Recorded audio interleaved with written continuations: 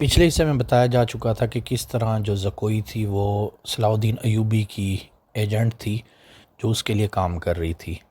اس نے جو مطالبے کیے تھے معاوضے وغیرہ، علی بن سفیان صلاح الدین ایوبی کا جو جاسوس اعظم تھا اس نے وہ ادا کر دیے تھے۔ اب جو سازش ناجی نے بنی تھی اس کے خلاف علی بن سفیان 8 گھوڑ سواروں کے ساتھ شمال مشرق کی طرف روانہ ہو گیا۔ آبادیاں پیچھے چھوٹ گئیں۔ اسے پتا تھا کہ فرینک کا ہیڈ کوارٹر کس طرف ہے۔ رات کو انہوں نے گھوڑوں کو تھوڑی دیر آرام دیا۔ عربی نسل کے تھکے ہوئے گھوڑے تازہ دم ہو گئے۔ آہستہ آہستہ انہوں نے راستہ بدلا اور شارٹ کٹ اپناتے ہوئے ان دو سوار جو جا رہے تھے ان کی طرف گئے۔ خیر جب یہ قریب پہنچے تو ان کو نظر آیا کہ ان کے گھوڑے بھی تھک گئے ہیں اور وہ ایک اوٹ میں بیٹھ گئے ہیں۔ انہوں نے آہستہ آہستہ اپنا گھوڑے کو ایڑ دی اور گھوڑے تیزی سے اس طرف جانے لگے۔ انہوں نے ایک تیر پھینکا، دوڑتے ہوئے گھوڑے کو تیر لگا تو اگلی ٹانگوں میں وہ بدک گیا۔ تھوڑی دیر میں انہوں نے دونوں کو پکڑ لیا۔ اس کے بعد صلاح الدین ایوبی دوسری طرف واپسی کا انتظار کر رہا تھا۔ دن گزر گیا، رات گزر گئی۔ آدھی رات کو ایوبی لیٹا تو دروازے پہ ہلکی سی دستک ہوئی۔ دروازہ کھولا تو علی بن سفیان ان دو پیغام رساؤں کو اور اپنے 8 سواروں کے ساتھ واپس آ گیا تھا۔ پیغام بہت لمبا تھا جو ناجی نے فرینک کو لکھا تھا۔ جیسے جیسے پڑھتا گیا ایوبی کا چہرے کا رنگ پیلا پڑتا جا رہا تھا، لیکن پھر یکلخت اس کی آنکھوں میں خون اتر آیا۔ پیغام میں ناجی نے لکھا ہوا تھا کہ کس طرح فلاں فلاں تاریخ کو آپ لوگ مصر میں فوجیں اتاریں۔ حملے کی اطلاع ملتے ہی 50,000 سوڈانی جو ہے وہ امیر مصر کے خلاف بغاوت کریں گے اور نئی فوج اس قابل نہیں ہے مقابلہ کر سکے۔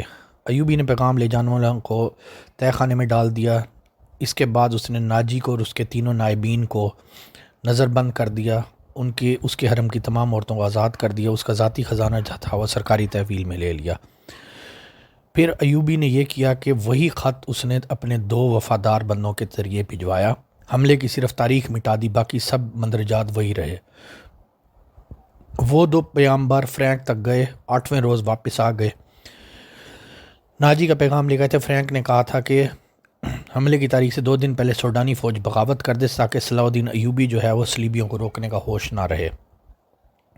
ایوبی نے ان دونوں پیغامبروں کو باعزت نظر بندی کر دی تاکہ راز باہر نہ جائے۔ حضرت ایوب نے بحیرہ روم کے ساحل پہ ان مقامات فوج کو چھپا دیا جہاں صلیبیوں نے نیچے اترنا تھا، اور دور دور تک اپنی بحریہ کو بھی چھپا دیا۔ ابھی چند دن باقی تھے۔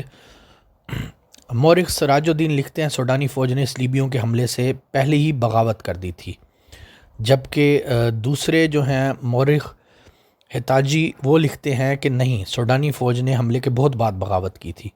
تاہم دونوں مورخ اس بات باقی کے واقعات میں متفق ہیں، صرف حملے کے بغاوت کے پہلے یا جنگ کے بعد والی کے اوپر ہے۔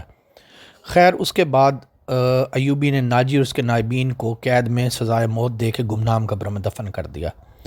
ان 2 مورخوں نے اور تیسرے مورخ لین پول نے بھی صلیبیوں کے اعداد و شمار کے بارے میں ایک ہی بات لکھی ہے۔ خط میں دیوی تاریخ کے مطابق صلیبیوں کی بحریہ جس میں فرینک کی، یونان کی، رومیوں کی اور سسلے کی بحریہ شامل تھیں، یعنی 4 ممالک کا متحدہ بیڑا وہاں پہ آیا۔ جنگی جہازوں کی تعداد 150 بتائی جاتی ہے۔ اس کے علاوہ 12 جنگی جہاز بہت بڑے تھے، انہیں مصر میں اتارنے کے لیے فوج تھی۔ اس فوج کا کمانڈر ایملرک تھا اور ان کے ساتھ بادبانی کشتیوں کا تو اندازہ ہی نہیں لگایا جا سکتا تھا۔ ایوبی نے دفاع کی کمان اپنے پاس رکھی۔ اس نے صلیبیوں کی بحریہ کو ساحل کے قریب آنے دیا۔ سب سے پہلے بڑے جہاز لنگر انداز ہوئے۔ اچانک ان پر آگ برسنے لگی۔ یہ منجنیقوں سے پھینی ہوئی مشلیں تھیں، آگ کے گولے اور ایسے تیر بھی تھے جن کے پچھلے حصے جلتی مشلوں کی مانند تھے۔ مسلمانوں کی برسائی ہوئی اس آگ نے جہازوں اور کشتیوں کے بادبانوں کو آگ لگا دی۔ جہاز لکڑی کے بنے ہوئے تھے، فوراً جل اٹھے۔ ادھر سے مسلمانوں کے چھپے ہوئے جہاز آگے، انہوں نے بھی آگ ہی برسائی۔ یوں معلوم ہوتا تھا جیسے بحیرہ روم جل رہا ہو۔ صلیبیوں کے جہاز رخ موڑ کر ایک دوسرے سے ٹکرانے اور ایک دوسرے کو جلانے لگ گئے۔ ان میں سے صلیبی فوج سمندر میں کود گئی اور ان میں سے جو سپاہی ساحل کی طرف گئے وہ سلطان ایوبی کے تیر اندازوں کا نشانہ بنے۔ ادھر نور الدین زنگی نے شاہ فرینک کی سلطنت پہ حملہ کر دیا۔ فرینک نے اپنی فوج کو مصر میں داخل کرانے کے لیے خشکی کے ذریعے روانہ کر دیا تھا۔ جیسے اسے معلوم ہوا تو وہ بڑی مشکل سے جان بچا کر واپس اپنے ملک پہنچا، مگر وہاں کی تو دنیا ہی بدلی ہوئی تھی۔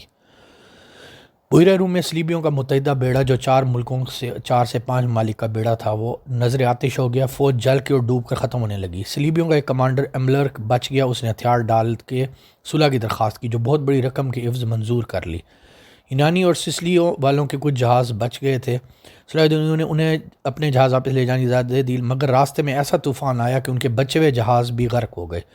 19 دسمبر 1169 کے روز صلیبیوں نے اپنی شکست پہ دستخط کی اور صلاح الدین ایوبی کو تاوان ادا کیا۔ بیشتر مورخین اور ماہرین حرب و ضرب نے صلاح الدین ایوبی کی اس فتح کا سہرا اس کی انٹیلیجنس سروس کے سر باندھا ہے۔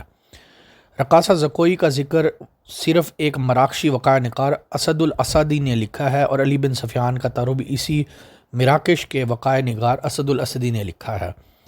باقی مورخین لکھتے ہیں کہ یہ تمام فتح ایوبی کی انٹیلیجنس کے سر آتی ہے۔ ایوبی کی زندگی پہلے سے زیادہ خطروں میں گھر گئی تھی۔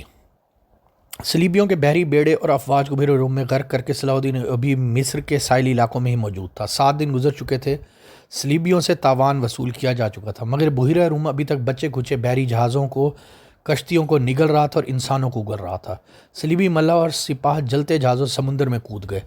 دور سمندر کے وسط میں 7 روز بعد بھی ایک جہاز کے بردبان پھڑپھڑاتے نظر آتے تھے، ان میں کوئی انسان نہیں تھا۔ پھٹے ہوئے بادبانوں نے جہازوں کو سمندر کے رحم و کرم پر چھوڑ دیا تھا۔ صلاح الدین ایوبی نے ان کی تلاشی کے لیے کشتیاں روانہ کر دی تھی، ہدایت دی تھی اگر کوئی جہاز کشتی کام کی ہو اسے رسیوں سے گھسیٹ لیں اور جس قابل نہ ہو تو اس میں سے سامان اور دیگر کام کی چیزیں نکال لیں۔ کشتیاں چلی گئی تھی اور جہازوں سے سامان لایا جا رہا تھا، ان میں زیادہ تر اسلحہ اور کھانے پینے کی سامان تھے یا لاشیں تھیں۔ سمندر میں لاشوں کا یہ حال تھا کہ لہریں انہیں اٹھا اٹھا کے ساحل پر پٹک رہی تھی، کچھ جلی ہوئی تھی، کچھ مچھلیوں نے کھا لی تھی، بیشتر میں تیر پہ وسط تھے۔ صلاح الدین ایوبی جس طرح لوگ ساحل پر پہنچتے تھے، صلاح الدین ایوبی کے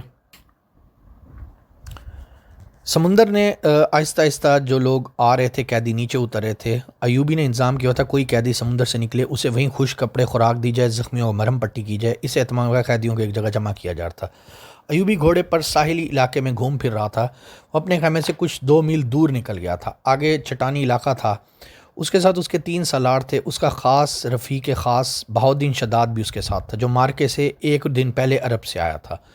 انہوں نے گھوڑے محافظوں کے حوالے کیے، سلطان کے ساتھ ساتھ چلنے لگے۔ موسم سرد تھا، سمندر میں تلاطم نہیں تھا، لہریں آتی تھی اور چٹانوں سے دور واپس چل جاتی تھی۔ ابھی ٹہلتے ٹہلتے آگے نکل گیا، محافظ دستے کی نظروں سے اوجھل ہو گیا، اس کے آگے پیچھے اور دائیں بائیں چٹانیں تھیں، دائیں طرف سمندر کی ریت تھی، ساحل کی ریت تھی۔ وہ ایک چٹان پر کھڑا جس کی بلندی 2-2.5 گز تھی، اس نے بحیرہ روم کی طرف دیکھا، یوں معلوم ہوتا تھا کہ اس کی چہرے پر فتح کی خوشی تھی۔ اس کی گردن ہلکی سی تن گئی، اس نے ناک سکیڑ کر ناک پہ کپڑا رکھا، کس قدر بو ہے۔ اس کی اور سالاروں کی نظریں ساحلوں میں گھومنے لگیں جہاں اوپر 3-4 گدھ پھیلے ہوئے تھے۔ ایوبی نے کہا لاشیں ہیں، ادھر گیا تو 15-20 گز دور 3 لاشوں کو گدھ کھا رہے تھے۔ ایک گدھ ایک انسانی کھوپڑی پنجوں میں دبوچ کر اڑا اور جب فضا میں چکر کاٹا تو کھوپڑی اس کے پنجوں سے چھوٹ گئی، صلاح الدین ایوبی کے سامنے آن گری۔ کھوپڑی کی آنکھیں کھلی ہوئی تھیں جیسے صلاح الدین ایوبی کو دیکھ رہی ہوں، چہروں اور بالوں سے صاف پتہ لگتا تھا کہ کسی صلیبی کی کھوپڑی ہے۔ ایوبی کچھ دیر کھوپڑی کو دیکھتا رہا، پھر اس نے سالاروں کی طرف کہا ان لوگوں کی کھوپڑیاں مسلمانوں کی کھوپڑیوں سے بہتر ہیں۔ یہ ان کھوپڑیوں کا کمال ہے کہ ہماری خلافت عورت اور شراب کی نظر ہوتی جا رہی ہے، صلیبی چوہوں کی طرح سلطنت اسلامیہ کو ہڑپ کرتے جا رہے ہیں، سالار نے کہا، اور ہمارے بادشاہوں نے جزیہ دے رہے ہیں، شداد نے کہا۔ فلسطین پر صلیبی قابض ہے، مسلمان سلطان کیا ہم امید رکھ سکتے ہیں کہ ہم فلسطین سے انہیں نکال سکیں؟ خدا کی ذات سے مایوس نہ ہو شداد، ہم اپنے بھائیوں کی ذات سے مایوس ہو چکے ہیں۔ تم ٹھیک کہتے ہو، ایوبی نے کہا، حملہ جو باہر سے ہوتا ہے اس حملے سے میں بالکل نہیں ڈرتا، اس کا مقابلہ ہم کر سکتے ہیں۔ کفار کے اتنے بڑے بحری بیڑے، اس کو تم نے تھوڑی سی طاقت سے نظر آتش کر دیا، تم اندازہ نہیں لگا سکتے یہ بحری بیڑا اگر نیچے اتر آتا مصر پہ مکھیوں کی طرح چھا جاتا۔ اللہ نے ہمت دی، ہم نے انہیں کھلے میدان میں تو نہیں، گھات لگا کر ہی صرف شکست دے دی۔ مگر میرے دوستو، اس حملے سے میں کبھی نہیں ڈرتا، مگر وہ جو حملہ اندر سے ہوتا ہے تم اسے آسانی سے نہیں روک سکتے۔ جب تمہارا اپنا بھائی تم پر وار کرے گا تو تم پہلے سوچو گے کیا واقعی تمہارے بھائی نے تم پہ وار کیا ہے؟ تمہارے بازو میں اس کے خلاف تلوار اٹھانے کی طاقت نہیں ہوگی۔ اگر تلوار اٹھاؤ گے اور اپنے بھائی سے تیغ آزمائی کرو گے تو دشمن موقع غنیمت جان کر اس کو بھی ختم کر دے گا، تمہیں بھی ختم کر دے گا۔ میں صرف اندر کی بغاوت سے ڈرتا ہوں، بڑے سے بڑے حملے سے نہیں ڈرتا۔ آہستہ آہستہ چٹان کی طرف جا رہے تھے. اس نے دیکھا کہ ایک سلیب پڑی ہوئی ہے جو ایک ہتھیلی جتنی تھی, اسے گدھ کھا رہے تھے. اس نے وہ سلیب ایک کھوپڑی پہ رکھی اور اس کے بعد کھوپڑی پہ رکھنے کے بعد اس نے کہا کہ سلیب کے نام پہ یہ لوگ جان قربان کرتے ہیں. یہ سلیب مجھے ریت سے ملی ہے, معلوم نہیں کس کی تھی. میں نے اس کی کھوپڑی پہ رکھ دیا تاکہ اس کی روح سلیب کے بغیر نہ رہے. اس نے سلیب کی خاطر جان دی ہے. سپاہی کو سپاہی کے حلف کا احترام کرنا چاہیے. تھوڑی دیر بعد ایک تیر آیا زناٹے کی سی آواز سے ایوبی کی طرف بڑھا. اگلے واقعات اگلے حصے میں بتائیں گے.